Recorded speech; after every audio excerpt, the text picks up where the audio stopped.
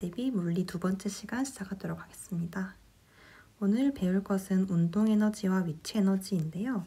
에너지라는 단어를 들었을 때 아기들은 참 에너지가 넘치지 하는 그 역동적인 이미지를 상상하실 수 있을 거예요. 에너지에 대해 설명하기 전에 먼저 힘, 그리고 일, 이 상호관계에 있는 유사 개념들에 대해서 정확히 정의를 하겠습니다. 힘은 어떠한 물체가 속도를 가지게 하는 요인입니다. 저번 물리 시간에 배웠듯이 어떤 질량과 그 물체의 속도를 부여할 수 있는 가속도의 곱으로 표현할 수 있었어요.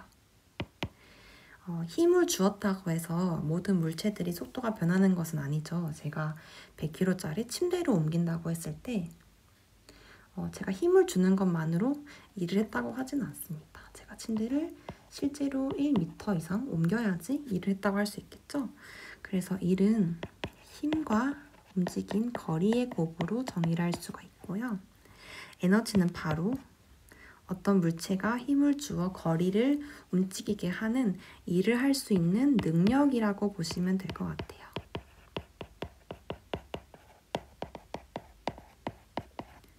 실제로 검정고시 시험에서 어떻게 에너지 문제가 나오는지 알아보겠습니다.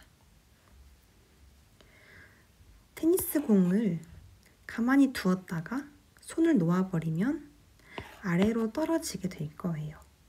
이 테니스 공이 어떻게 거리를 이동하는 일을 할 수 있게 되냐면 일을 할 수 있는 능력인 위치 에너지를 가지고 있었기 때문입니다. 이 위치 에너지는 그 물체의 높이와 관련이 있기 때문에 높이가 높으면 높을수록 위치 에너지는 많아서 일을 할 수 있는 능력이 크다고 보시면 돼요. 그런데 만약에 땅에 떨어지게 되면 더 이상 높이를 가지지 않고 위치 에너지가 없기 때문에 일을 할 수 있는 능력을 잃어서 더 이상 공이 움직이지 않습니다. 그래서 높이가 낮아질수록 위치 에너지가 감소하고 대신에 속도는 빨라지는 운동 에너지가 증가하게 됩니다. 반대로 손바닥에 있던 공을 힘을 주어 위로 던져 올리게 되면 초반부에는 빠르게 움직였지만 나중에는 거의 움직이지 않고 정지해 있는 모습을 볼 수 있습니다. 이와 같이 힘을 준 물체의 경우에는 에너지가 위치 에너지의 형태로 모두 바뀌었다가 땅에 떨어지는 순간 아주 큰 속도를 가지는 운동 에너지로 변환이 됨을 알 수 있습니다. 그리고 이 두 가지를 합하여서 역학적 에너지라고 표현을 하는데요. 이 역학적 에너지는 변화하지 않기 때문에 위치 에너지나 운동 에너지의 비중이 달라질 뿐 항상 그 에너지의 총량은 같다고 생각하시면 돼요. 이번에는 놀이동산에 있는 롤러코스터를 예를 들어 보겠습니다. 높이가 가장 높을 때는 위치 에너지가 가장 많이 있다가 점점 높이가 내려오면서 위치 에너지는 사라질 거예요. 그러다가 점점 올라가게 되면 다시 위치 에너지는 증가하게 됩니다. 반대로 가장 꼭대기 부분에서는 롤러코스터가 정지해 있다가 속도가 내려올수록 점점 빨라지고 운동 에너지는 속도와 관련이 있기 때문에 속도가 가장 빠른 0m 지점에서 가장 속도가 빠를 거예요. 그랬다가 점점 속도가 느려지면서 그 운동 에너지는 위치 에너지로 다시 변환되게 됩니다. 이러한 에너지가 운동과 위치 에너지로만 전환되는 것이 아니라 거시적으로 살펴보았을 때 우리가 전기를 쓸 수 있게 해주는 발전소에서도 다양한 방면으로 전환이 되고 있는데요.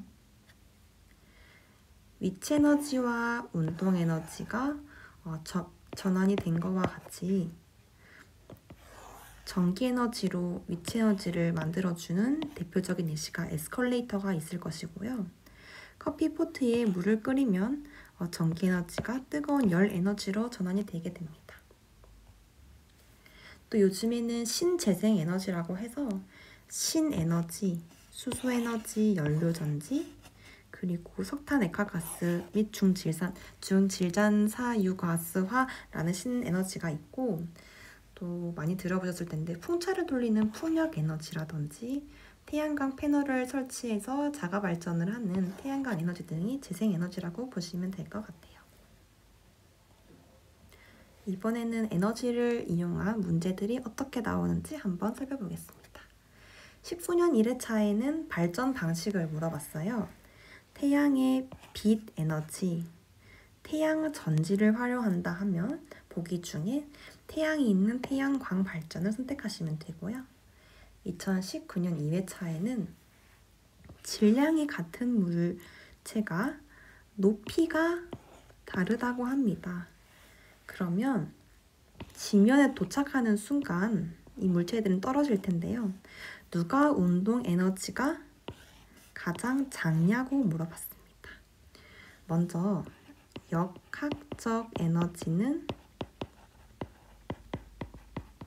항상 보존된다고 말했기 때문에 위치 에너지와 운동 에너지의 합이 항상 보존된다는 것을 기억하시면 문제는 풀기 쉬울 것 같아요. 그러면 A, B, C에서 A는 아마도 위치 에너지가 1H만큼 있었을 것이고 물체 C의 경우에는 아마도 위치 에너지가 A에 비해서는 3배 높이기 때문에 위치 에너지 자체가 3배였을 거예요. 그런데 땅에 떨어지게 되면 모두 다 높이가 지면과 동일한 0이 되기 때문에 위치 에너지가 다 사라지고 온전하게 다 운동 에너지로 바뀔 것입니다. 따라서 위치 에너지가 가장 많았던 C가 지면에 도달하는 순간 운동 에너지도 가장 클 것이고요. 위치 에너지가 가장 작았던, 높이가 가장 낮았던 A가 땅에 닿는 순간 운동 에너지로 모두 전환이 된다 하더라도 가장 위치 에너지가 작기 때문에 A가 가장 운동 에너지가 작을 것입니다. 이 문제는 역학적 에너지와 보존된다는 것과 위치 에너지와 운동 에너지의 합이 항상 보존된다는 것을 알아야만 풀 수 있는 문제였어요. 2020년 2회차에는 에너지 관련된 문제가 2문제나 나왔습니다. 5번 전기기구의 에너지 전환에 대한 설명으로 옳지 않은 것은 전등에서는 전기에너지가 빛에너지로 맞죠. 다리미에서는 전기에너지가 열에너지로 맞고 전열기에서는 운동에너지가 전기에너지로 전환된다. 전열기구라는 것은 뭐냐면 추울 때 히터 같은 역할을 하는 것이거든요. 이것은 운동에너지가 아니고 전기에너지가 열에너지로 바뀌는 것이기 때문에 답은 3번이고요. 선풍기는 전기에너지가 팬을 계속 돌리는 운동에너지가 맞습니다. 6번에 재생에너지, 고구마, 유기물 통해서 에너지를 얻고 너무 많이 고구마를 사용하게 되면 먹을 게 없기 때문에 농작물 가격이 상승할 수도 있다. 그런 것은 살아있는 생명체인 바이오 에너지입니다. 오늘 준비한 수업 내용은 여기까지였고요. 에너지 관련된 문제는 이렇게 2020년 2회차의 5번, 6번과 같이 쉬운 타입이든 2019년